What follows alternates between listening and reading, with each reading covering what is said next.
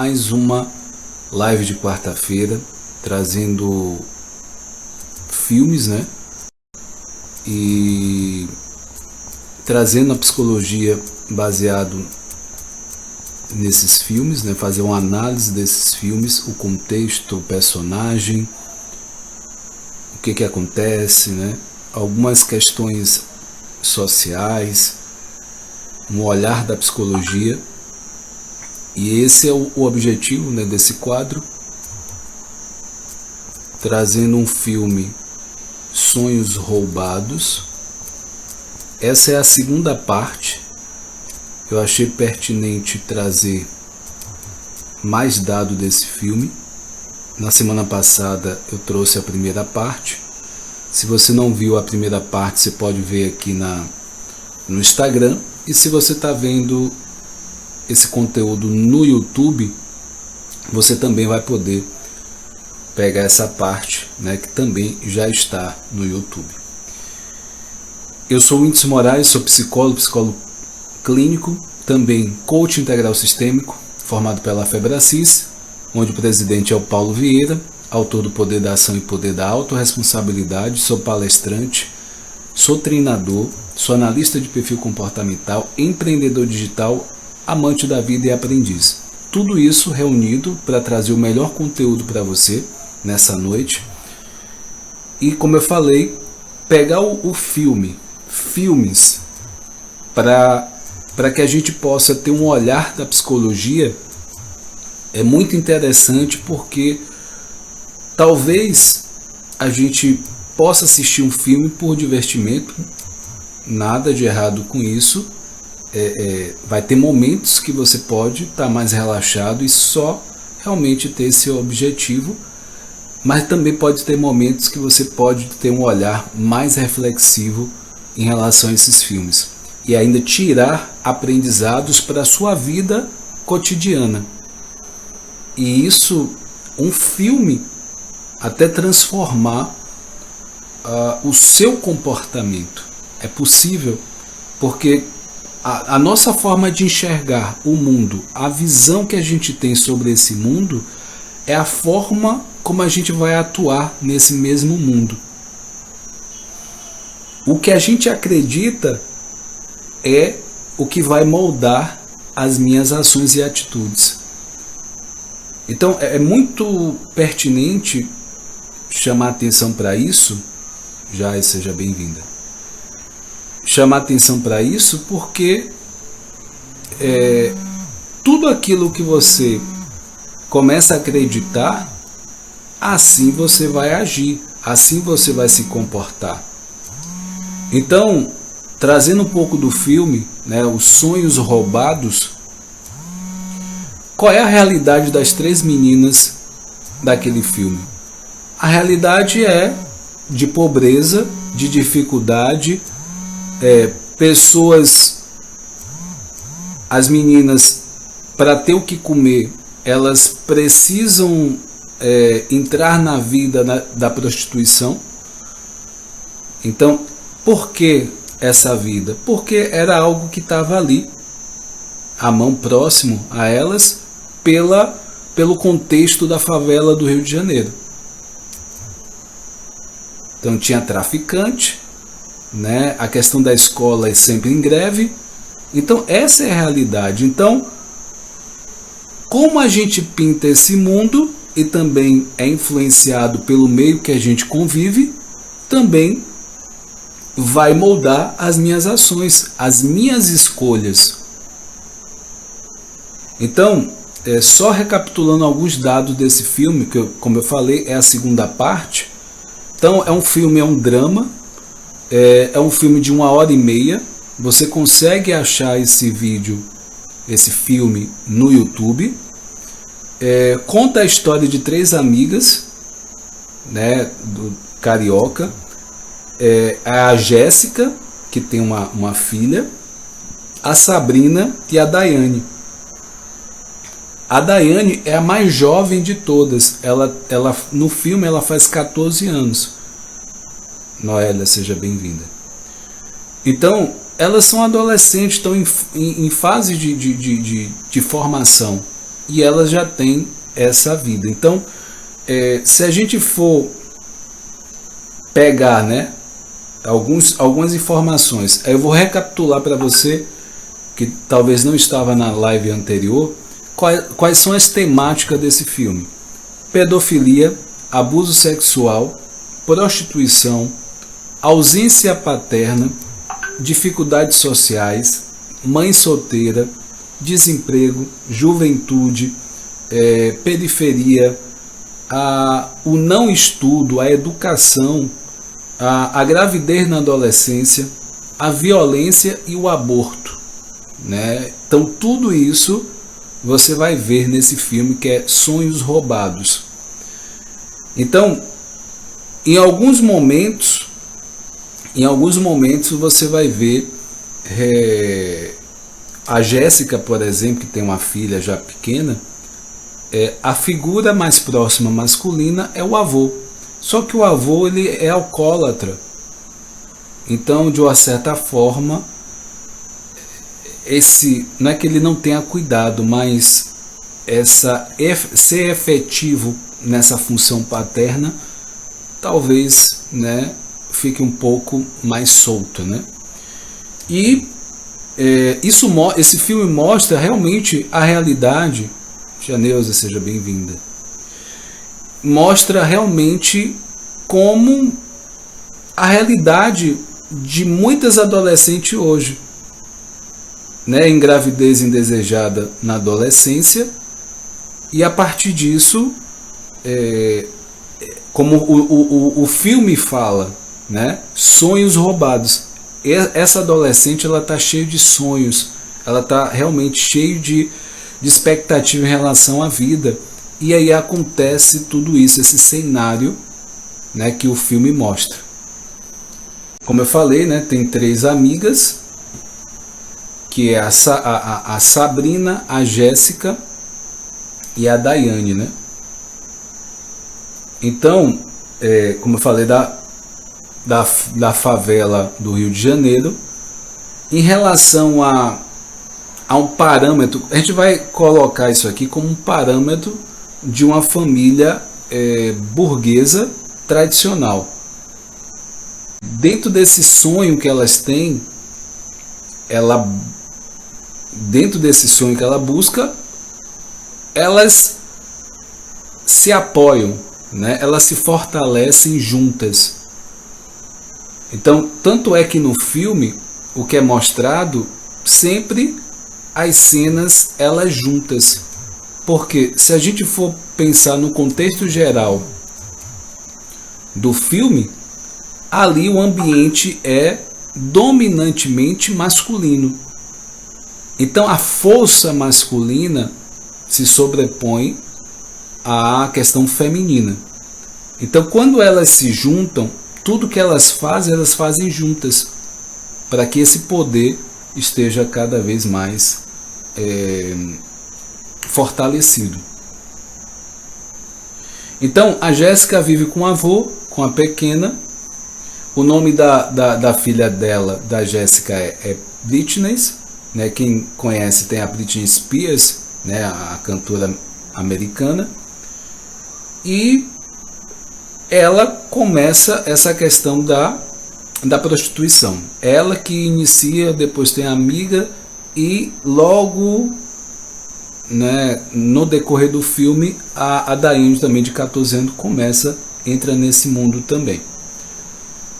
O avô da Jéssica, ela conserta bike.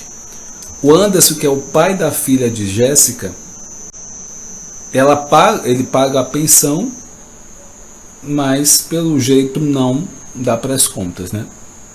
Existe a Daiane, que tem o contexto do pai, que o pai existe, só que o pai não reconhece a paternidade da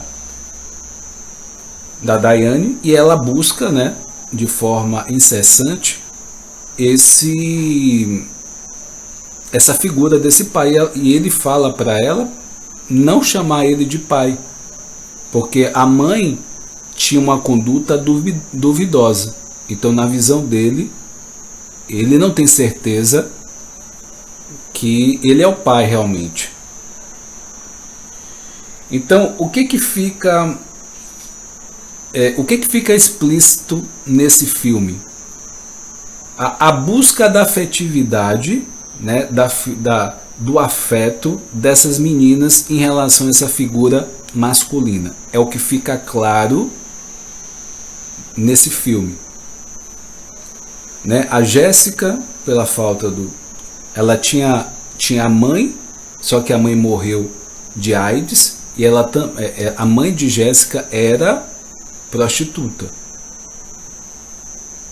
E dentro desse contexto, o que acontece na vida dessas meninas? Existe também a busca pela figura materna, né? Também que guia essas meninas no filme, e acaba por encontrar a amizade uma na outra.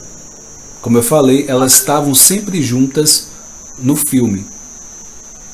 A Daiane, que é a mais jovem, de 14 anos, ela encontra a Dolores, que é a dona do salão. Ela consegue ter essa figura, né, a Dolores, como uma referência feminina para ela.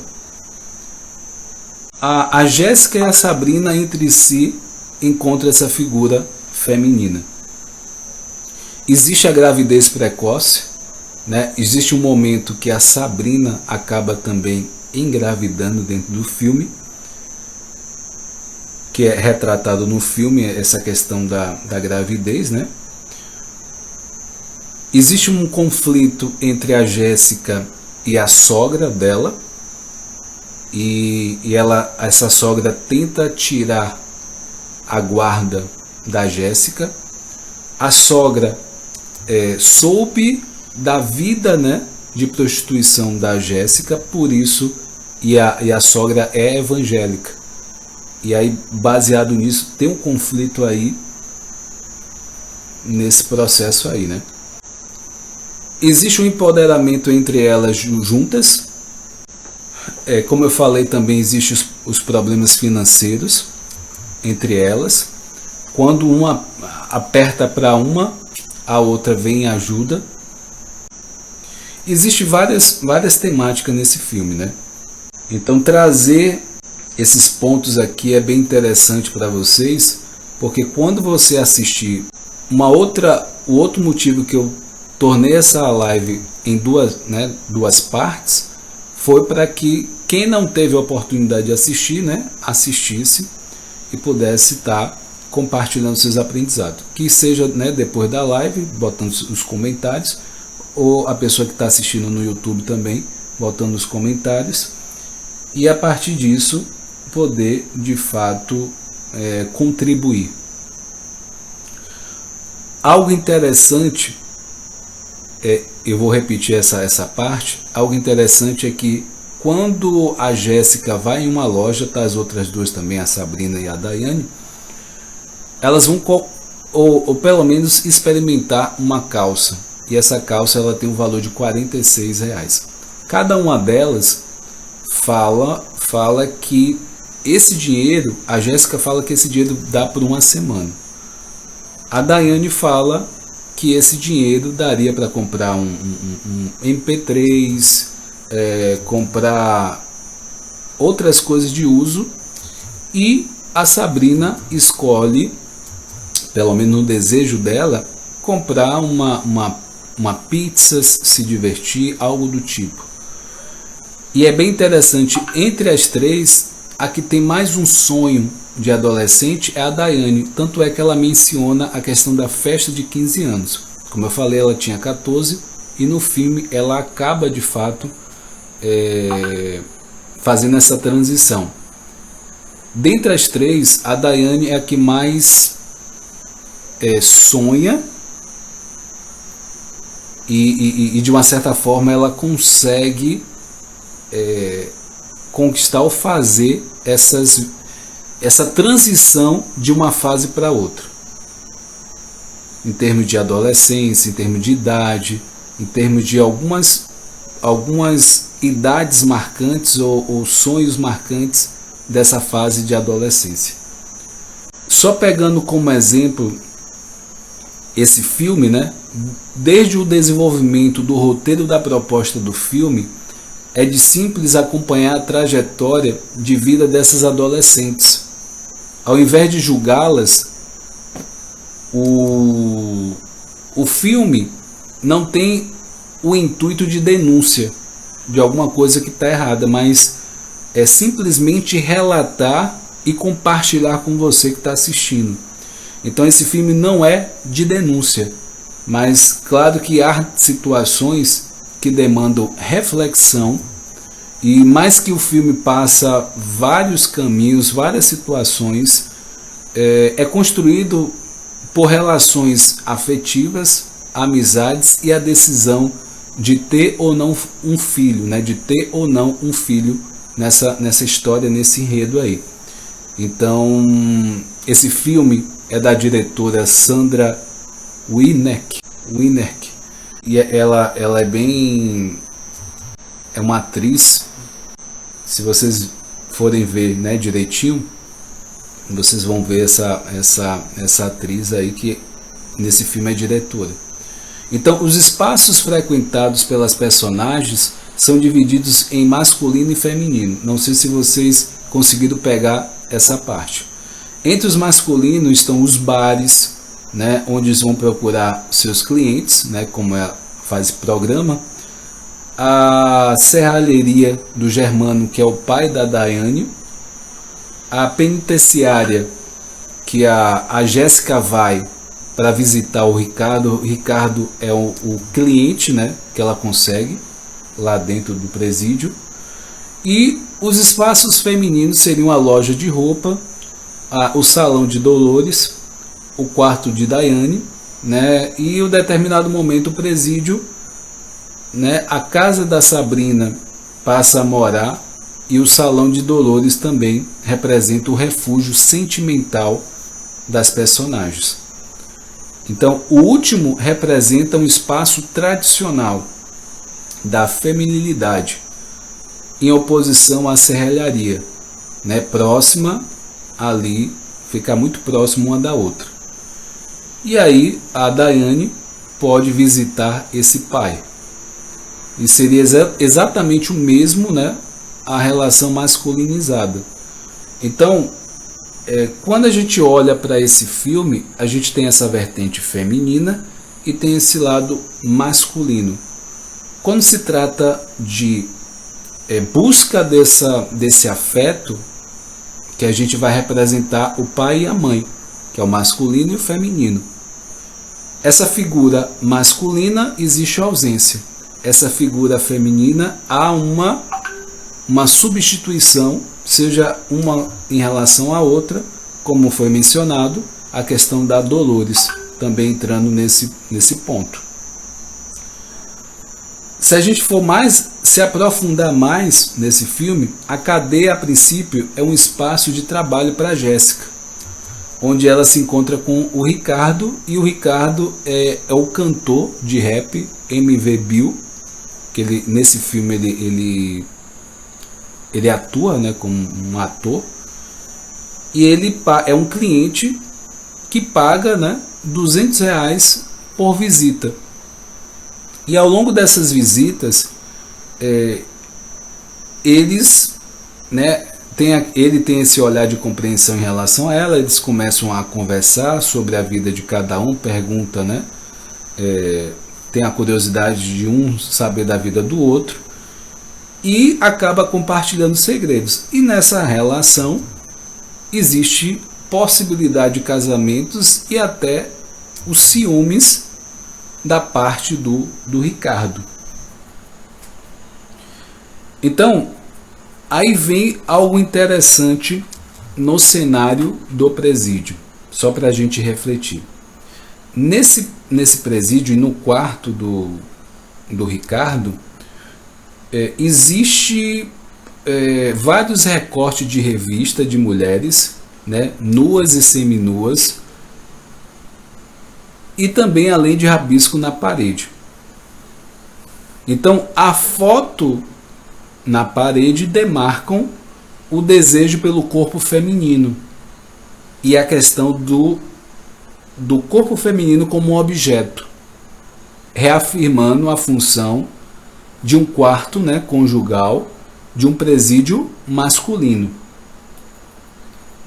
Se a gente for aprofundando mais ainda nesse filme, a oficina do seu pai, o pai da Diane, que é de 14 anos, é o Germano, é outro local totalmente masculino e pouco convidativo para Diane. A disposição de objeto não permite que os personagens estejam de frente um para o outro, tornando um pouco apto para o diálogo. A serralharia é um espaço escuro, bruto, né? Essa é a ideia reforçada através da violência, das faíscas de fogo e a força do martelo sobre o ferro. Esse é o ambiente onde o pai da Diane, que é o Germano, trabalha. E a brutalidade, que não por coincidência, né, é a parte da personalidade desse personagem. Então, característica totalmente oposta, por exemplo, da delicadeza do trabalho do seu Horácio na oficina de bikes e de características manuais diferentes da indústria, né, da indústria do serralheria. Então, entenda que o avô da Jéssica, o contexto não é tão masculino como o contexto do Germano, que é o pai da Diane. Essa figura masculina, ela está em falta. Davi, grande locutor, seja muito bem-vindo, viu? Satisfação tê-lo aqui. Então, as cenas violentas são marcadas pela presença de carros, símbolos fálicos por excelência. Quando eu falo, Maiara, seja bem-vindo. Quando eu falo essa questão fálica, a gente vai lembrar da psicanálise. Então, o outro modelo de modernidade. Então, ao contraponto, então, bikes, né, bicicletas e serralheria, alguns carros aparecem perdidos segundo plano e quando os personagens estão desconfortáveis. Então, é possível a gente perceber isso, né? Isso já é um olhar um pouco mais aprofundado com a psicologia. Então, quando estão bem, essas personagens estão dançando, caminhando pelas ruas. Aparece de bike em movimento. Se você assistiu o filme, essa questão da bike e estar em movimento é o que mais aparece. Isso tem uma simbologia para o filme. As bicicletas podem ser entendidas no filme como um símbolo do feminino. E se for por de um lado, tende a representar também a emancipação para se locomover, né? Essa questão do movimento da bike, né? A Jéssica, né, no filme você consegue ver isso. A Jéssica pega a bike para se deslocar de um lugar para outro. Então, essa emancipação, essa liberdade, a gente pode dizer assim, perante a questão do domínio do carro ou dos carros.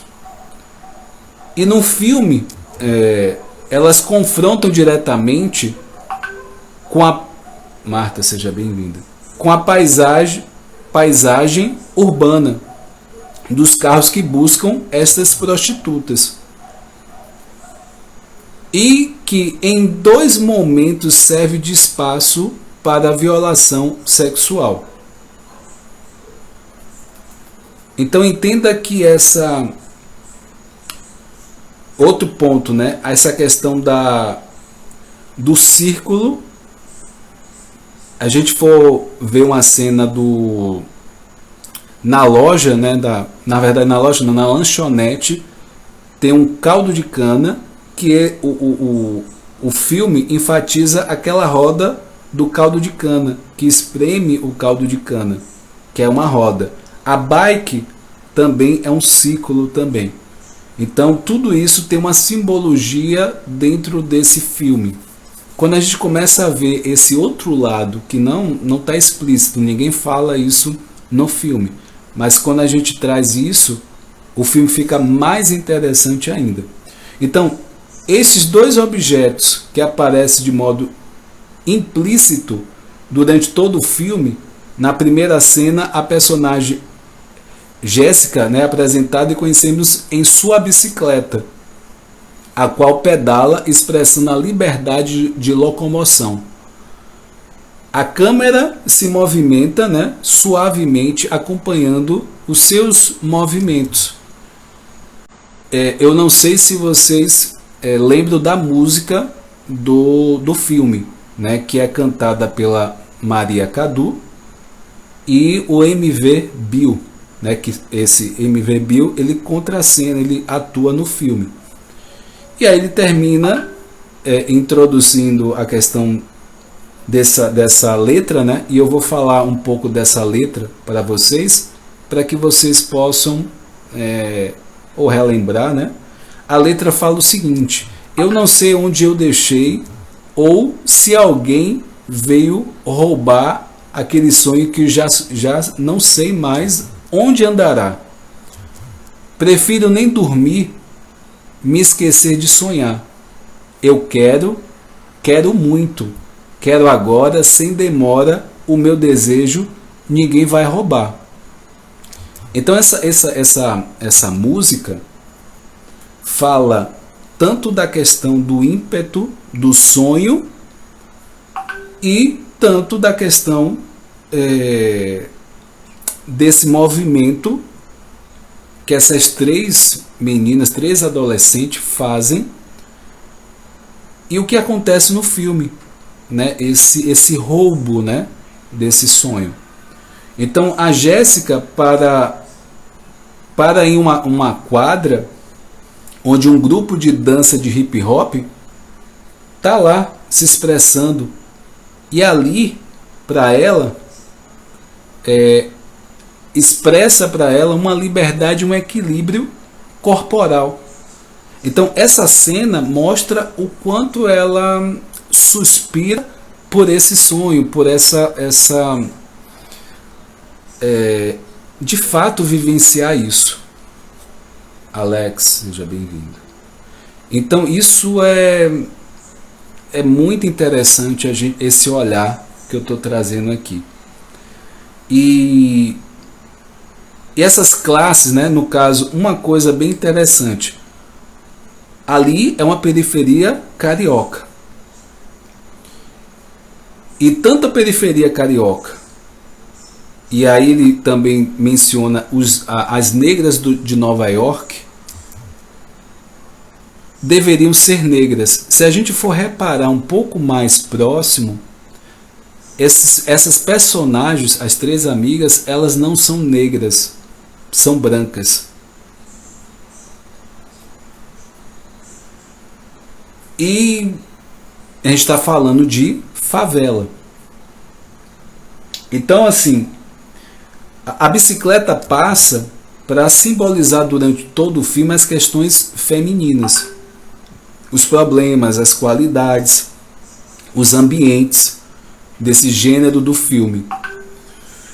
O movimento, o equilíbrio, a emancipação dessas meninas. E na oficina do seu Horácio, que é o avô da Jéssica, mais que as demais peças, né, as rodas sempre expostas por todo o cenário remetem ao paradoxo, movimento cíclico e estático da bicicleta. E por sua vez,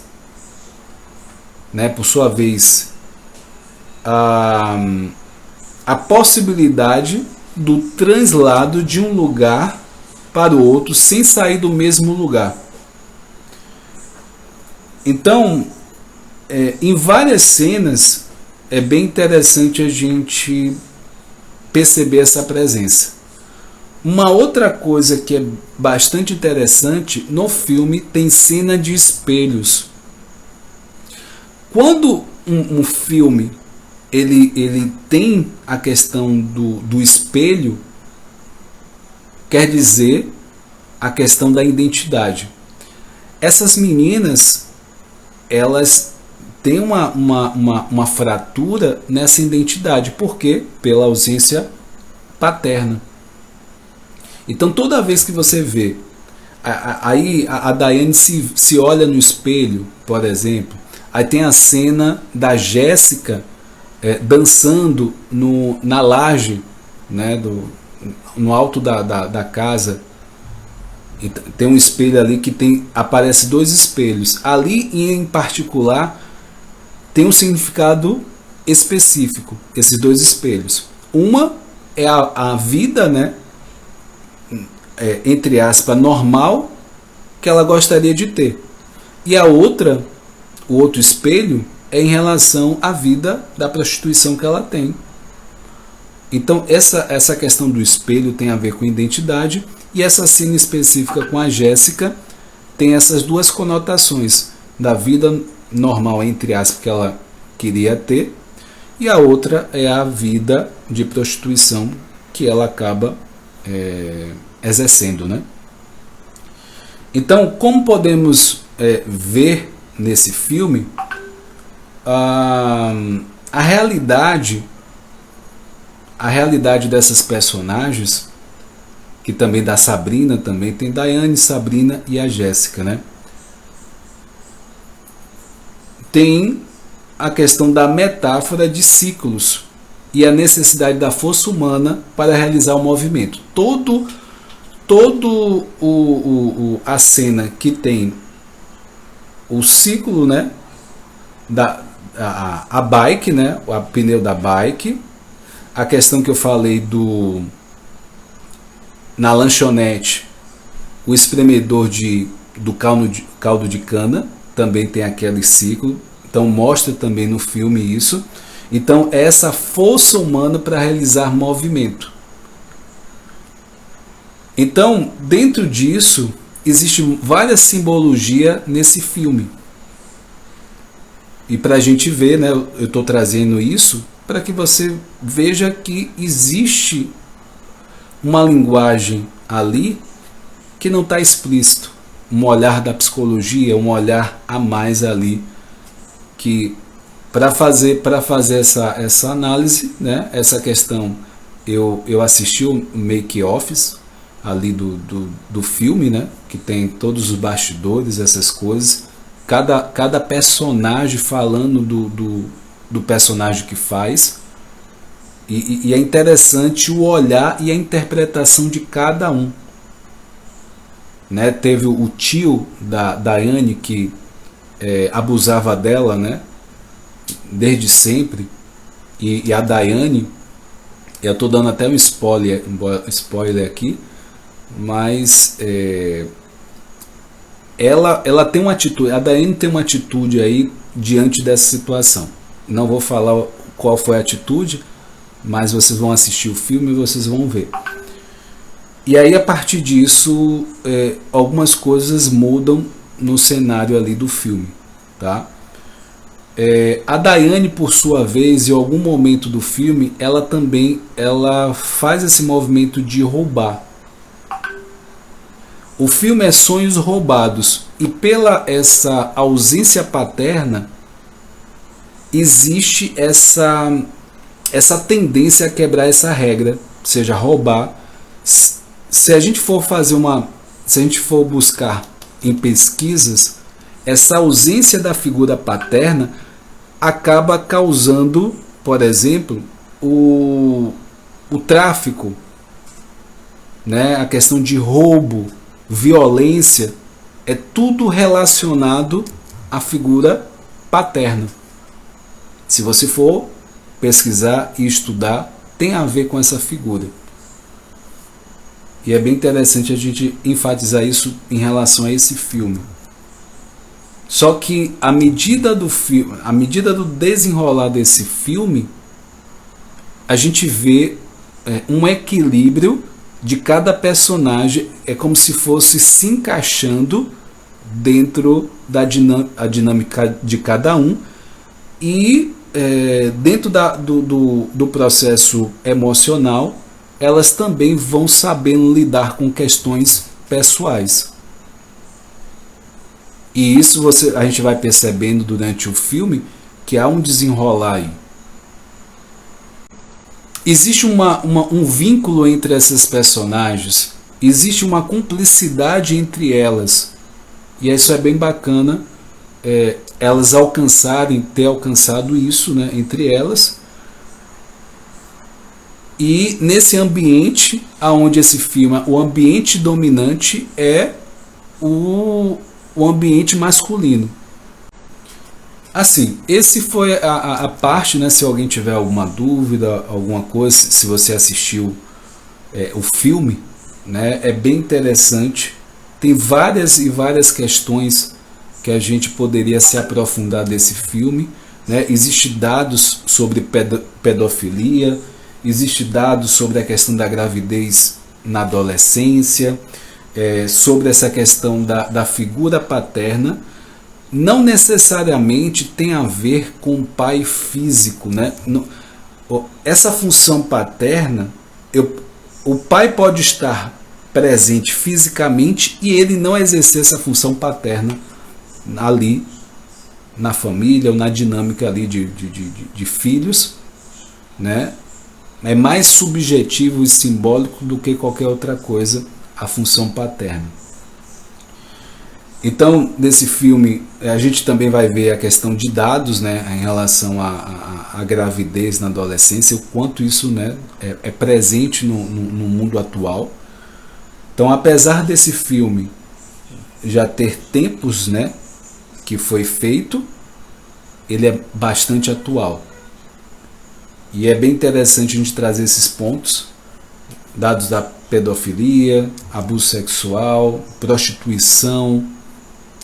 Se a gente for, por exemplo, nessa questão hoje, né, países como a Venezuela, eles lá, as mulheres acabam trocando comida por sexo, pela questão econômica do país.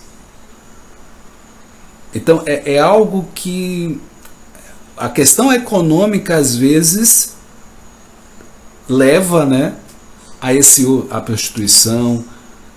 Tem um outro país também, se eu não me engano, Tailândia, também é muito presente isso, e até em portas de bares, lanchonete, isso é muito presente lá na Tailândia, que é China, se eu não me engano, é muito próximo ali, Taiwan, enfim. Se não for isso, né, já peço desculpa, mas é ali, no Oriente, tá? Então, se você... existe todo esse contexto, né, e esse filme ele traz isso, e esse foi o objetivo dessa live de hoje, trazer esse contexto para você, trazer a segunda parte do filme dos Sonhos Roubados, e você, né, deixar seus comentários, né, se gostou, como foi esse filme para você, e trazer realmente um olhar. Se você não assistiu o filme, o meu convite é que você assista e você ter esse olhar, né? Depois que você escuta todo esse olhar da psicologia, você não vai olhar o filme, você não vai assistir o filme da mesma forma. Então, vale muito a pena. Toda quarta-feira eu estou aqui trazendo filmes. Dia de quinta-feira eu estou trazendo uma série de lives sobre o orgulho. O orgulho é a raiz de todos os males. E junto a isso tem a rejeição. Em base total, nós em algum momento fomos rejeitados. Ou nos sentimos rejeitados. Então isso é que eu vou falar na live de amanhã, quinta-feira. E dia de segunda-feira eu falo sobre ansiedade e depressão. E é um resultado, né, dos meus atendimentos da psicologia, e por essa demanda muito grande eu vi a necessidade de criar esse quadro falando sobre ansiedade e depressão, dia de segunda-feira. E se você não é inscrito no canal Whindersson Moraes Coach, o link está aqui na bio do Instagram, se inscreva, compartilhe, crescer e contribuir é a minha missão, é a minha visão, e que você contagie você de alguma forma também. Forte abraço, fica com Deus, até mais, tchau, tchau, gente.